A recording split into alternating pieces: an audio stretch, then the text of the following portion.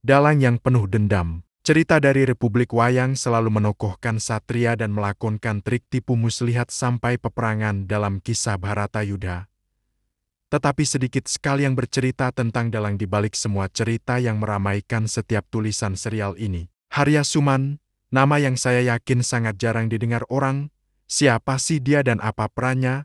Kalau dikatakan Mas Harya Suman inilah dalang semuanya pasti kita makin bingung. Nah, kalau disebutkan Mas Harya Suman itu nama lain dari Arya Sengkuni, pasti semua manggut-manggut ngerti. Nama lain Sengkuni adalah Trigantalpati. Harya Suman sejatinya putra seorang raja bernama Prabu Suwala, mempunyai kakak tetua yang bernama Dewi Gendari, kelak jadi istri Destarata, sedang Mas Suman ini merupakan putra ketiga. Saat ada sayembara memperebutkan Dewi Kunti, Harya Suman juga ikutan bersama dengan Dewi Gendari yang memang akrab dengan adiknya ini dan nasibnya seperti Narasoma.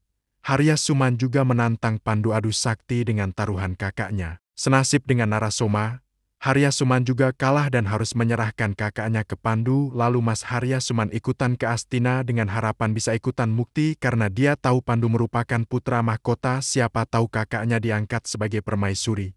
Gak taunya sesampai di Astina malah kakaknya yang terpilih dan diperistri Destarata yang buta. Dendam mulai bersemi di dalam hati Harya Suman. Pertama kali idamannya Dewi Kunti direbut Pandu. Lalu kedua kalinya kakaknya gagal mendapatkan Pandu sebagai suaminya. Target utama pembalasan dendam saat ini ya Pandu. Dasarnya sifat Harya Suman memang licik.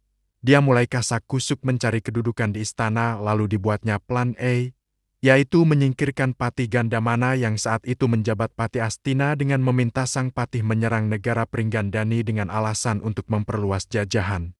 Patih Gandamana sebetulnya ditipu lalu dijebak dan dianggap mati. Sengkuni membuat laporan palsu serta memfitnah sang Patih Gandamana. Nah, alasan ini yang diajukan oleh kakaknya Dewi Gendari untuk mengajukan nama Harya Suman calon tunggal sebagai PLT atau Patih pengganti ke Pandu yang saat itu sudah menjadi raja di Astina. Kata Blece Gendari berhasil, Pandu bukannya tidak tahu karakter Harya Suman, tapi dia belas kasihan dengan sang Dewi karena harus bersuamikan kakaknya, Destarata, yang buta. Jadilah Harya Suman sebagai patih, enggak taunya Gandamana bisa lolos dari jebakan lalu ke istana dan menyeret patih Harya Suman. Dihajar habis sampai cacat seumur hidup. Kemudian Gandamana minta maaf dan mengundurkan diri dari istana sebagai konsekuensi perbuatannya. Kembali ke negaranya Cempala. Akibat hajaran Gandamana inilah muncul nama Sengkuni, Sangka dan Uni, berawal dari kata-kata Harya Suman saat memfitnah Gandamana. Akhirnya nama ini melekat menjadi namanya. Karena kedekatannya dengan Gendari dan sebagai ipar Destarata, posisi Sengkuni tidak goyah dari kedudukan patih. Saat Pandu meninggal dan kekuasaan sementara dititipkan ke Destarata, saat itulah plan B Sengkuni bermain. Sengkuni lalu merapat ke Destarata sebagai pembisik agar tidak menyerahkan kekuasaan kepada anaknya Pandu. Lalu memprovokasi Kurawa untuk berbuat ulah agar Pandawa sengsara. Dimulai dari meracun Bima yang gagal, membakar Bali segala-gala juga gagal membunuh Pandora, sampai ke permainan judi yang dibandari langsung oleh Sengkuni dengan segala kecurangannya, inilah pangkal dari kehancuran Kurawa. Kelihayannya mengolah kata dan menebar fitnah sangat terkenal. Hampir semua tokoh Kurawa pun pernah kena getahnya dari ulah Sengkuni yang selalu berlindung di balik nama Duryudana, keponakan tersayang.